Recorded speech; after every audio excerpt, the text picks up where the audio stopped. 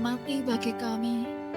Dan Kau juga yang kalahkan maut itu. Kau bangkit, Kau buktikan kuasa-Mu yang menurut manusia tak mungkin, tapi tiada yang mustahil bagi Engkau. Kami percaya bersama-Mu pasti ada jawaban, ada harapan, ada jaminan, ada kemenangan. Terima kasih ya Tuhan, terima kasih Yesus. Dia Tuhan yang bayar dosaku, Dia Tuhan yang kalahkan maut, Dia Tuhan menangkan semuanya. Bagi Dia tiada yang mustahil, Bagi Dia tiada yang mustahil. Dia Tuhan yang bayar dosaku, Dia Tuhan yang kalahkan maut, Dia Tuhan menangkan semuanya. Bagi Dia tiada yang mustahil. Akan menang bersamamu, kemenangan pasti disediakan, kemenangan di tangan kami. Tuhan Yesus dipilih.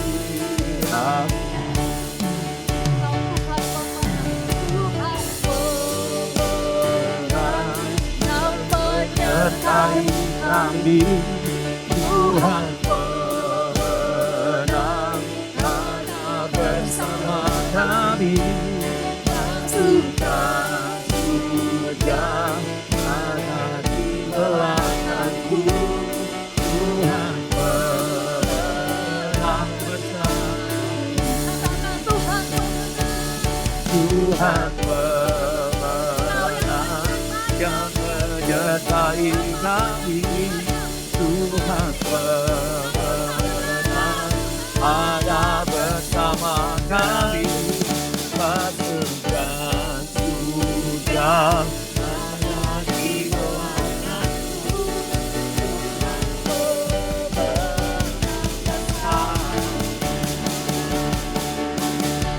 Tuhan pemenang yang menyertai kami.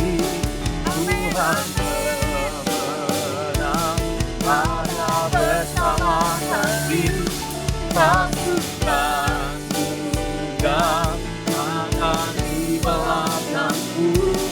Tuhan pemenang bersamaku. apapun yang kita hadapi saat ini, Haleluya. kita percaya pasti akan menang. Amin, saudara. Amin. Katakan itu, Tuhan, jika bersamamu, masalah apapun, seberat apapun, menurut orang lain mungkin ringan, menurut kami berat. Tuhan, apapun itu yang dirasa mustahil, sudah melakukan berbagai cara, tapi kami mau tetap percaya ada kemenangan bersamamu, Tuhan. Ada kemenangan, ada pemulihan, ada pembebasan, kesembuhan, ada sukacita. Ya Yesus, oh Tuhan, mari kita mau angkat tangan kita. Kita katakan, ku akan menang. Ku akan menang bersamamu. Amin. Kemenangan pada sediakan. Amin, amin. Kemenangan di tangan kami. Tuhan Yesus di pihak. Sekali lagi, katakan dengan iman. Akan menang bersamamu. Bersamamu Tuhan. Kemenangan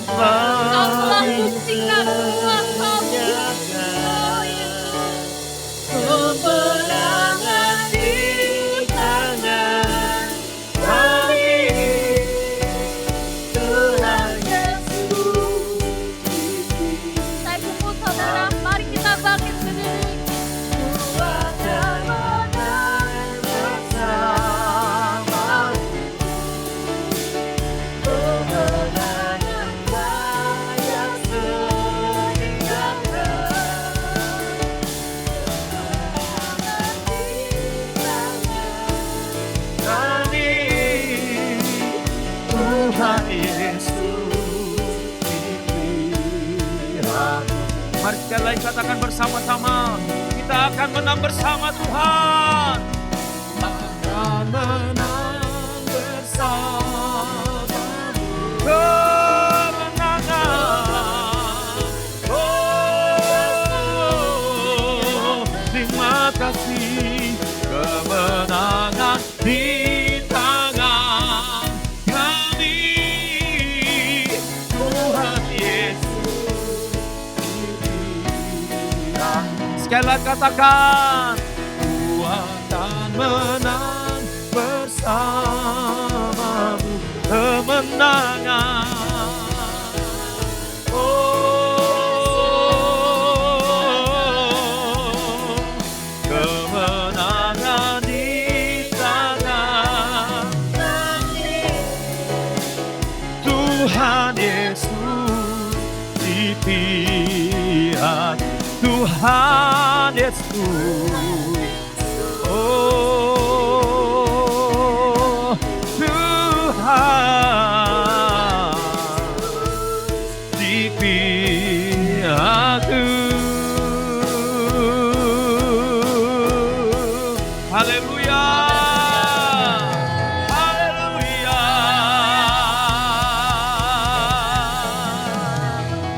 haleluya. Engkau sungguh baik Tuhan, Engkau teramat baik di dalam hidup kami. Terimalah pujian penyembahan kami di hadapan-Mu Tuhan. Biarlah naik bagaikan dupa yang berbau harum di hadapan Tuhan. Saat ini hamba akan menyampaikan kebenaran firman-Mu. Engkau mengurapi hamba, Engkau berbicara lewat hamba-Mu dan kami semua. Terpujilah Engkau dalam nama Tuhan Yesus. Haleluya. Amin. Kita membaca di dalam Yohanes pasal 19 ayat 28 sampai ayat 30. Yohanes pasal 19 ayat 28 sampai ayat yang ke-30. Sesudah itu, karena Yesus tahu bahwa segala sesuatu telah selesai, berkatalah ia, supaya genaplah yang ada tertulis dalam kitab suci, aku haus. Di situ ada suatu bekas anggur asam, maka mereka mencucukkan bunga karang yang telah dicelupkan dalam anggur asam pada sebatang hisop, lalu mengunjukkannya ke mulut Yesus. Sesudah Yesus meminum anggur asam itu, berkatalah ia, sudah selesai. Lalu ia menundukkan kepalanya dan menyerahkan nyawanya. Puji Tuhan. Tema firman Tuhan hari ini saya beri tema setia sampai akhir. Bapak Ibu Saudara yang kasih di dalam Tuhan Yesus Kristus, dalam firman Tuhan yang kita sudah baca tadi, di sini diceritakan bagaimana Yesus pada saat itu sudah selesai dengan misinya untuk menyelamatkan umat manusia. Tetapi di detik-detik terakhir dikatakan bahwa Yesus haus. Dan pada saat Yesus haus, Bapak Ibu Saudara yang kasih di dalam Tuhan Yesus Kristus, para pasukan mendengar teriakan Yesus sehingga mereka berinisiatif memberikan anggur asam untuk diberikan, dioleskan ke bibir Yesus. Supaya apa? Supaya Yesus tidak merasa haus atau ada keringanan. Saudara, saya mengajak kita untuk melihat apa yang dipakai, ya, yang dipakai oleh para tentara Romawi saat itu. Yang pertama, saudara, yang dipakai oleh mereka untuk memberikan kepada Yesus adalah anggur asam. Iya, anggur asam. Saudara, anggur asam ini, kalau di dalam bahasa aslinya itu oxos. Dalam bahasa aslinya itu oxos, di mana minuman ini merupakan minuman yang sangat murah. Bukan minuman kelas atas. Ini minuman golongan rakyat jelata menurut waktu itu, ya. Saya nggak bilang rakyat jelata saat ini, saudara, ya. Tetapi waktu itu minuman oxos ini adalah minuman untuk golongan rakyat jelata yang dikonsumsi sebagai penyegar. Dengan kata lain, ini minuman kelas rendahan, saudara, bukan kelas atas. Karena pasti kalau minuman atau anggur asam terbaik, anggur yang terbaik itu pasti yang minum itu saat itu adalah orang-orang yang mampu menurut kejadian pada saat itu. Ini yang dipakai anggur asam, ya. Yang kedua yang dipakai adalah bunga karang, ya. Bunga karang atau dengan kata lain dalam bahasa Yunaninya Bapak Ibu Saudara, spogos ya, atau sponge. Bahasa Inggrisnya artinya sampai ke pada pengertiannya sponge ya, tetapi bukan sponge kayak cuci piring ya Saudara ya, bukan seperti itu. Nah, ini yang dinamakan bunga karang ya, bunga karang. Saudara bisa lihat ya, bunga karangnya ya. Itu yang dililitkan Saudara, itu yang dililitkan.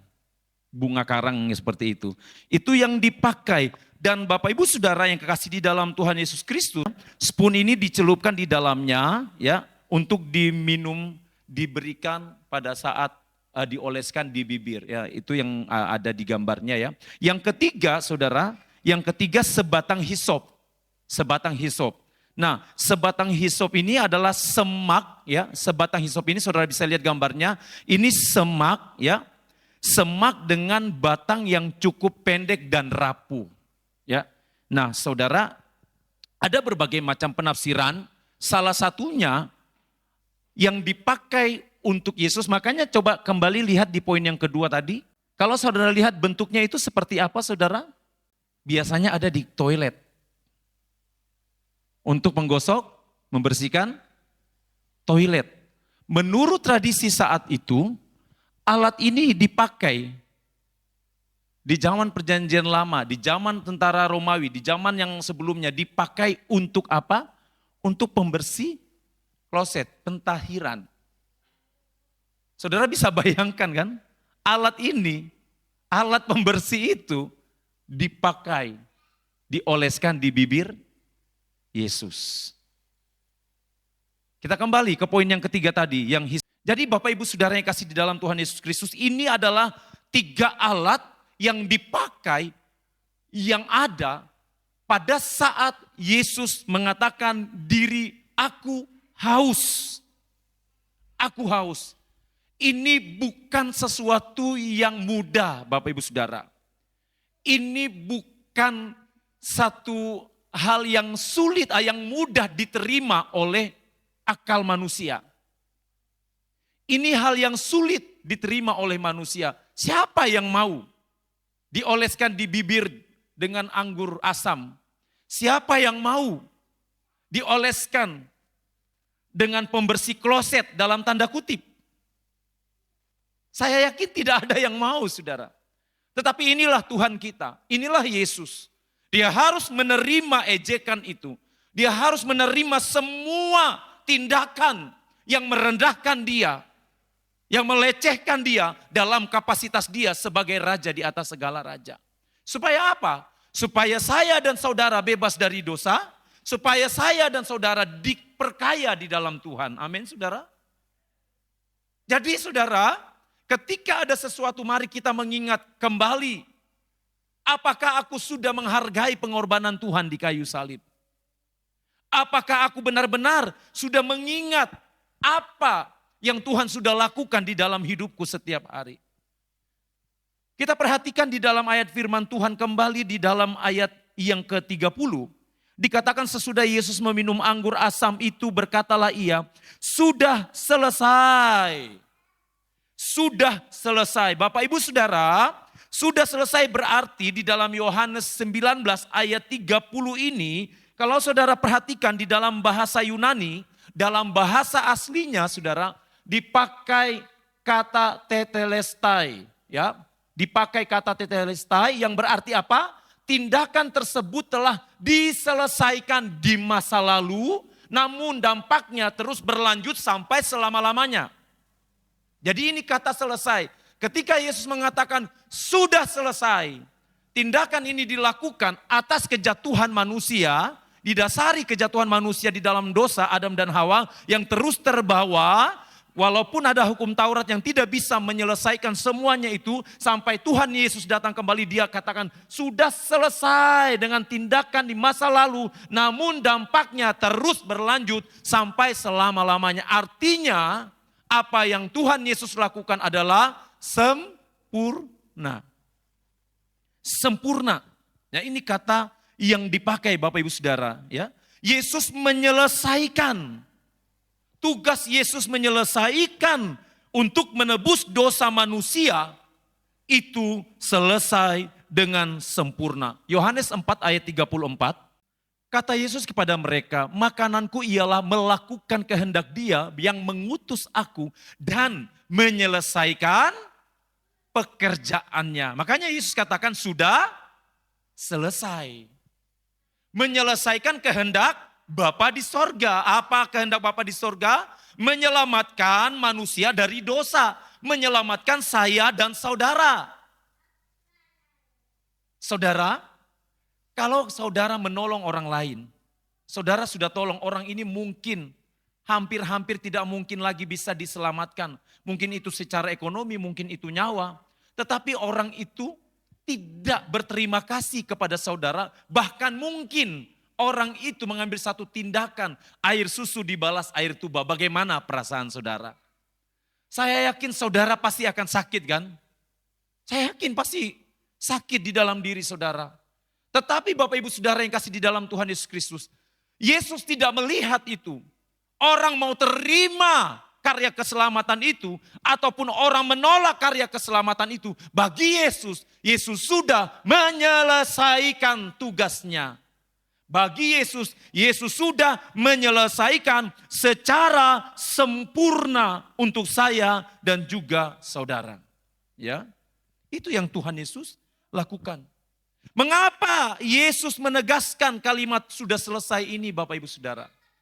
Mengapa Yesus menegaskan kalimat ini sudah selesai pada saat Dia disalib? Yesus menegaskan, kita lihat poin yang pertama dalam 1 Petrus 2 ayat yang ke-24. Ia sendiri telah memikul dosa kita di dalam tubuhnya di kayu salib, supaya kita yang telah mati terhadap dosa, hidup untuk kebenaran, oleh bilur-bilurnya kamu telah sembuh.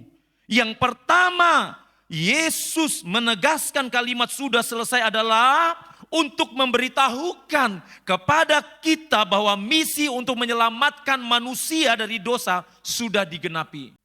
Sudah digenapi. Sempurna, perfect, tidak ada cacat sedikit pun. Kalau manusia melakukannya, pasti ada cacatnya. Pasti ada syaratnya. Tapi Yesus melakukan semuanya tanpa syarat. Makanya dikatakan sudah digenapi. Dalam Ibrani 10 ayat 12 sampai 14. Tetapi ia setelah mempersembahkan hanya satu korban saja karena dosa, ia duduk untuk selama-lamanya di sebelah kanan Allah. Dan sekarang ia hanya menantikan saatnya di mana musuh-musuhnya akan dijadikan tumpuan kakinya. Sebab oleh satu korban saja ia telah menyempurnakan untuk selama-lamanya mereka yang ia kuduskan. Sangat jelas sekali firman Tuhan katakan bahwa sebab oleh satu korban saja ia telah menyempurnakan untuk selama-lamanya mereka yang dikuduskan. Jadi Bapak Ibu Saudara, saya dan saudara ini sudah dikuduskan di dalam Kristus. Amin. Amin saudara. Ketika Kristus disalibkan, itu artinya kita sudah dikuduskan. Kita dibebaskan dari dosa.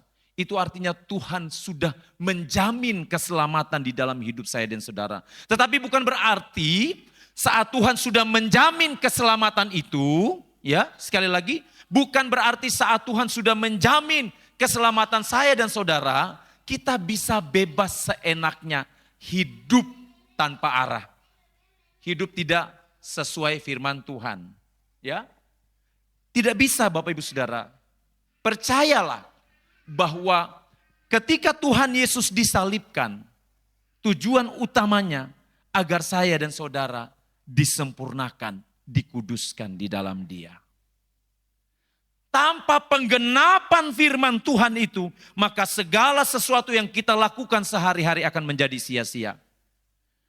Tanpa pengorbanan Yesus, maka segala sesuatu yang kita kerjakan akan menjadi sia-sia. Bapak Ibu Saudara, sebenarnya kalau kita melihat kembali, ya,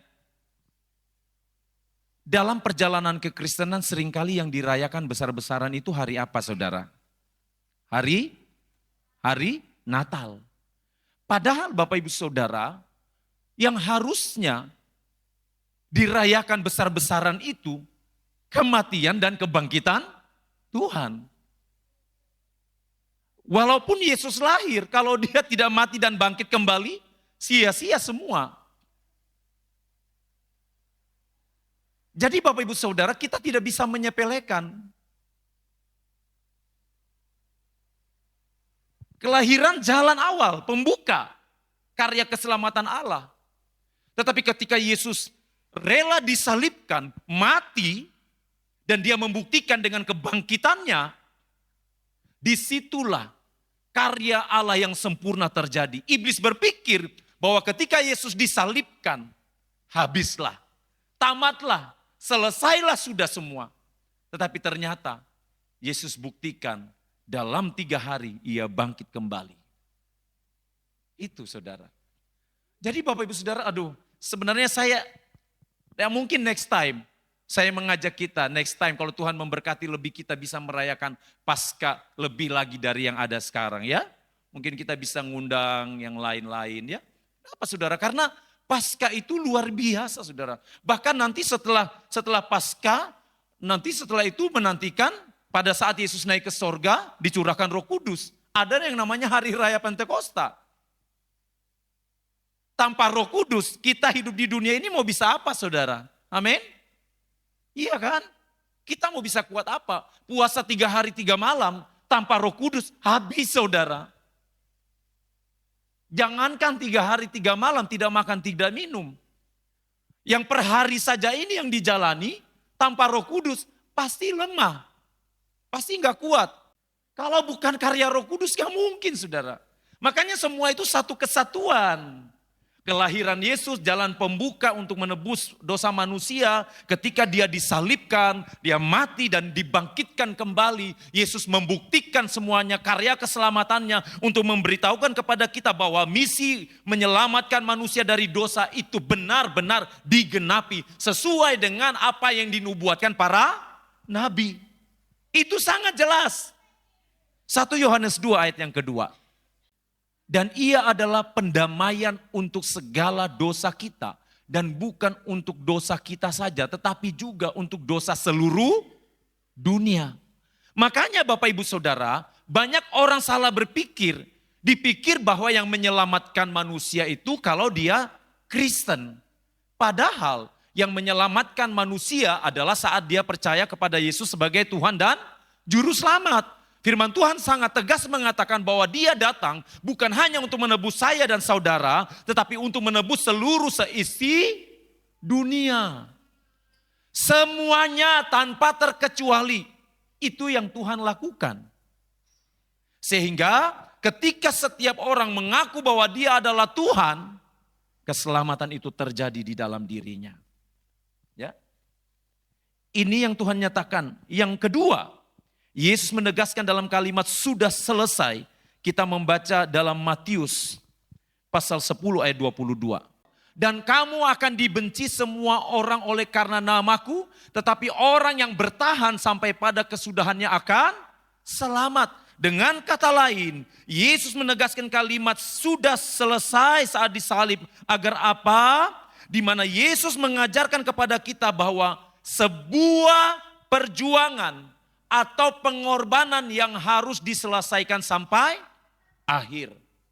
Sebuah perjuangan atau sebuah pengorbanan itu harus diselesaikan sampai akhir. Apapun resikonya. Dikatakan dalam Matius 10 ayat 22, kamu akan dibenci semua orang oleh karena namaku. Oleh karena nama Yesus. Bapak Ibu Saudara, kita harus tahu ayat firman Tuhan ini saudara. Dan ini semakin terang-terangan. Matius 24 ayat yang ke-13. Tetapi orang yang bertahan sampai pada kesudahannya akan selamat. Kita baca bersama-sama 2-3. Tetapi orang yang bertahan sampai pada kesudahannya akan selamat. Hanya yang bertahan. Bertahan di sini bukan tanpa persiapan, bukan tanpa latihan. Saudara tahu kan para pesepak bola atau para atlet, ya atlet tenis, atlet bulu tangkis, mereka pasti juga berlatih gimana caranya mereka dapat bertahan ketika menghadapi serangan-serangan yang dilakukan oleh musuh. Kalau di sepak bola ada yang namanya teknik untuk bertahan dari serangan lawan. Tapi itu dipelajari. Nah sama Bapak Ibu Saudara, firman Tuhan katakan tetapi orang yang bertahan, bukan berarti dia bertahan, dia diam saja tanpa melakukan apa-apa. Bertahan di sini berarti ada tindakan. Bertahan di sini berarti mereka melakukan persekutuan yang intim dengan Tuhan. Bertahan di sini berarti mereka hidup berkenan di hadapan Tuhan. Bertahan di sini berarti mereka melakukan apa yang Tuhan mau di dalam hidupnya. Ini yang dinamakan bertahan. Dan firman Tuhan katakan, ketika mereka bertahan sampai pada kesudahannya mereka akan selamat. Bapak Ibu Saudara, pekalah dengan keadaan zaman ini. Pekalah dengan apa yang terjadi saat ini. Konflik yang terjadi di Timur Tengah sana. Konflik antara Israel, Amerika dan Iran. Pekalah dengan semua itu. Apa yang terjadi saat-saat ini. Kalau kita tidak peka, kita tidak akan mempersiapkan diri kita. Kita akan merasa aman-aman saja. Kita akan merasa baik-baik saja. Kita berpikir bahwa itu hanya terjadi di sana, tidak ada pengaruhnya dengan dunia. Siapa bilang saudara? Buktinya harga emas terus naik, iya kan? Dolar, rupiah kesulitan karena tekanan dari dolar. Dan itu pasti mempengaruhi seluruh roda perekonomian yang ada di dunia.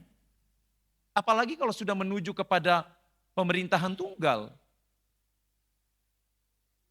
Tidak mudah Bapak Ibu Saudara.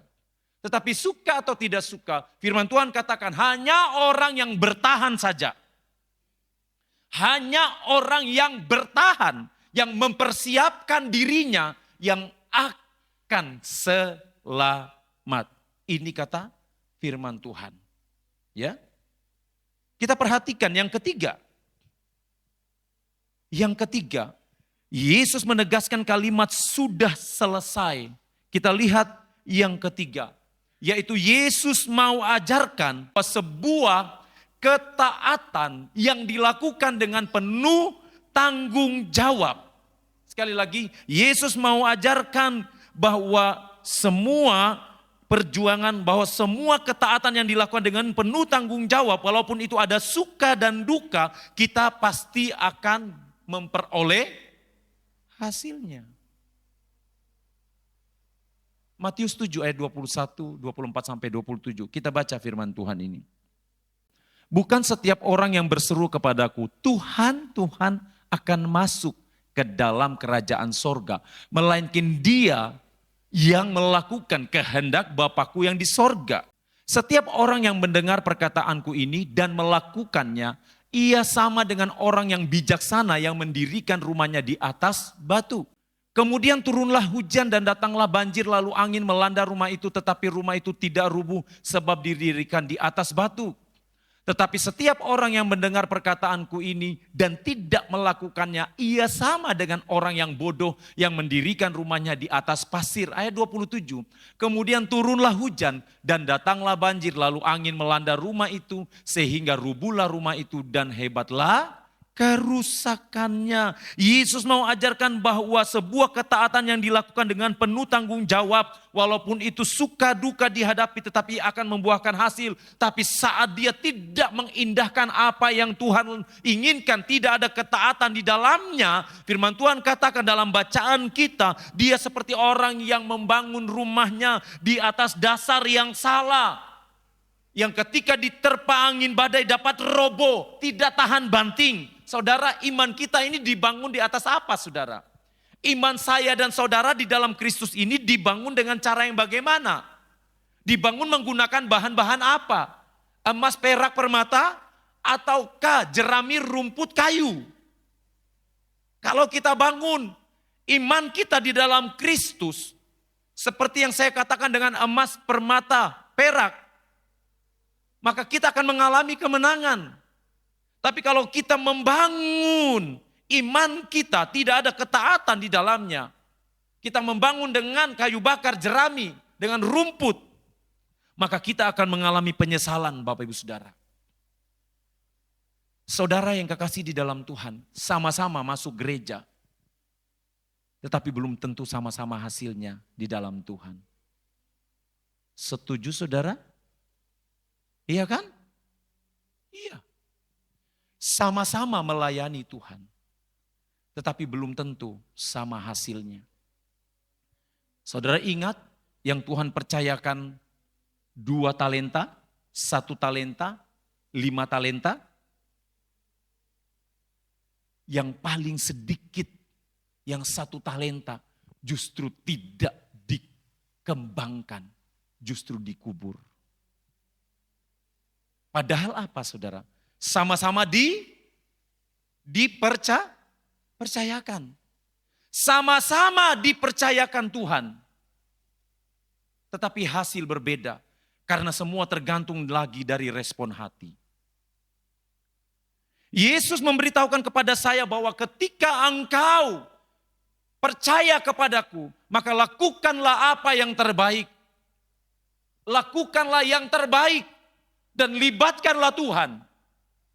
Sudah selesai.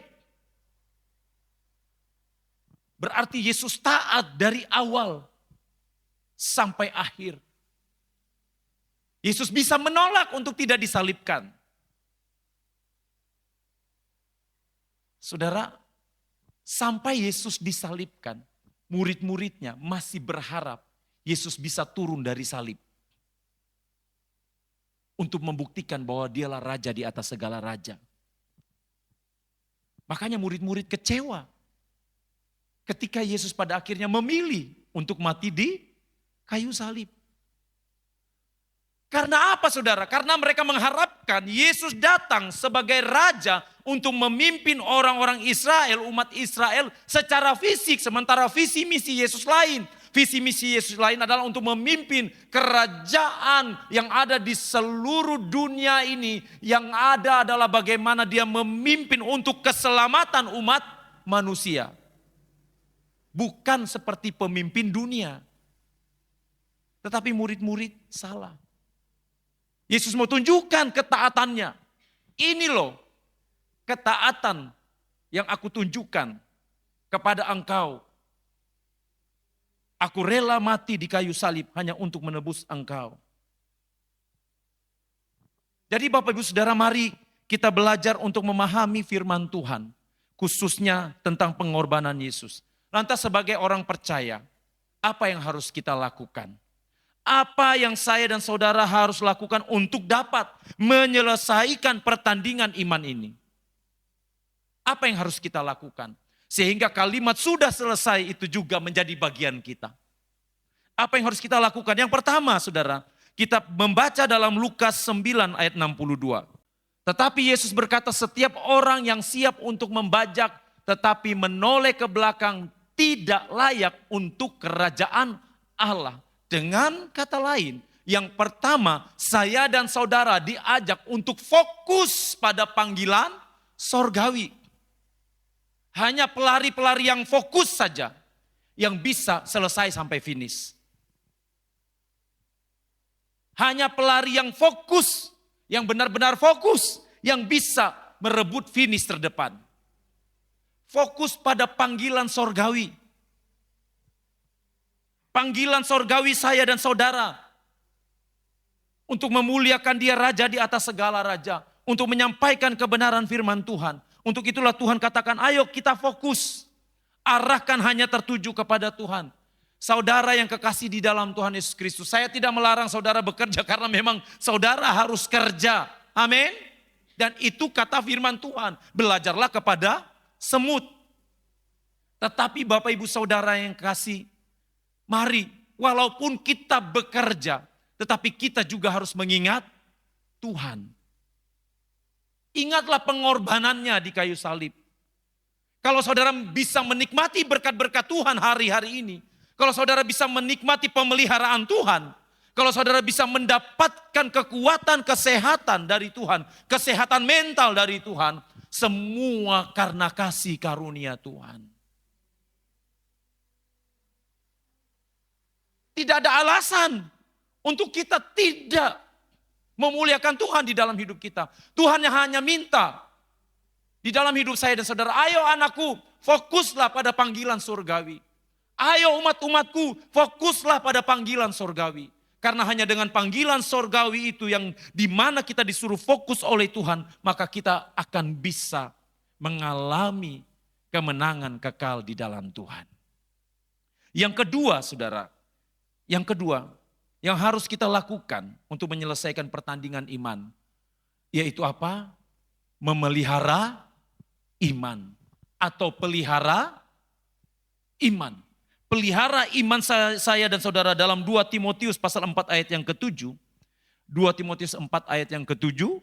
Firman Tuhan katakan, aku telah berjuang, perjuangan yang baik, telah mencapai garis akhir dan telah memelihara iman. Aku telah mengakhiri pertandingan yang baik. Aku telah mencapai garis akhir dan aku telah memelihara iman. Lihat saudara, Rasul Paulus mengatakan bahwa dia telah mencapai garis akhir. Dia telah menyelesaikannya. Dia telah mencapai garis akhir dengan pertandingan yang benar di dalam Tuhan. Di mana pertandingan itu ada perjuangan yang ekstra. Perjuangan yang lebih. Perjuangan di atas rata-rata. Bukan perjuangan biasa-biasa saja.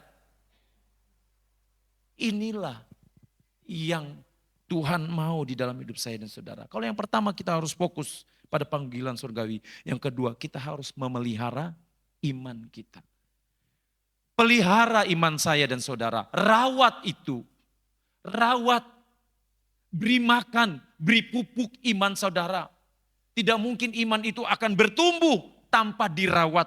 Tidak mungkin iman itu akan bertumbuh tanpa dipelihara. Tidak mungkin iman itu akan bertumbuh tanpa disiram. Saudara harus melakukannya itu setiap hari di dalam Tuhan. Mungkin terkesan bosan, aduh apa sih cuman doa. Saudara, hidup kita ini kan bukan berarti saudara harus duduk melipat lutut 24 jam di kamar. Enggak saudara, tidak. Tetapi dalam segenap kehidupan saudara sehari-hari, bagaimana komunikasi kita dengan Tuhan? Iya kan? Bagaimana ketika kita mengambil keputusan-keputusan dalam hidup kita. Bagaimana kita menjalankan usaha kita. Bagaimana kita menjalankan pekerjaan kita. Bagaimana dengan keluarga kita. Semuanya harus melibatkan Tuhan. Untuk itulah kita harus memelihara iman ini.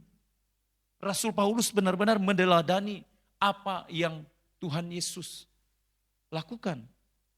Dan yang terakhir, yang ketiga yang harus dilakukan untuk bisa menyelesaikan pertandingan iman, yaitu kita harus bertahan dalam panggilan iman. Bertahan dalam panggilan iman.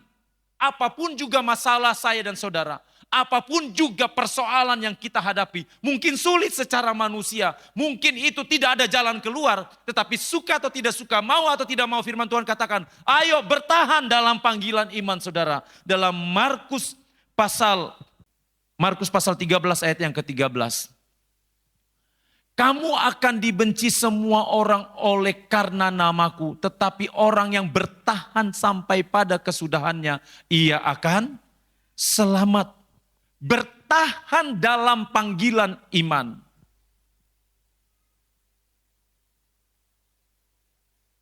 Tadi saya sudah singgung di awal, bahwa yang bertahan itu adalah yang dilatih. Mari Bapak Ibu Saudara, sebelum saya mengakhiri firman Tuhan ini, mari kita latih diri kita di dalam Tuhan. Ya, mari kita rawat iman kita di dalam Tuhan. Bawalah hidup saya dan saudara. Dan percayalah, Tuhan pasti akan memberikan kekuatan. Tuhan pasti akan memberikan kemenangan. Selamat merayakan Jumat Agung. Tuhan Yesus memberkati kita semua. Mari kita mengucap syukur kepada Tuhan. Haleluya. Mari kita mengambil waktu beberapa menit. Haleluya. Haleluya. Haleluya. Laba sangara balaya laba laba.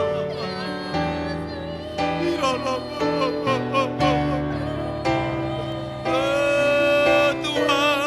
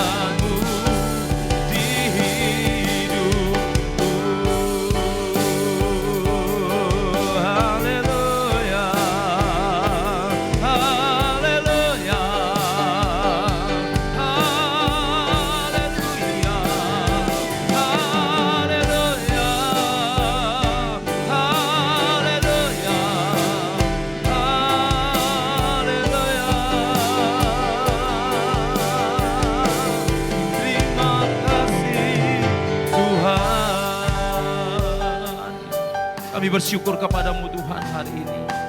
Kami berterima kasih untuk kebaikan-Mu di dalam hidup kami. Hari ini, dalam Jumat Agung ini Tuhan, kami percaya bahwa Tuhan memberkati kami. Kami percaya tangan-Mu turun atas kami Tuhan.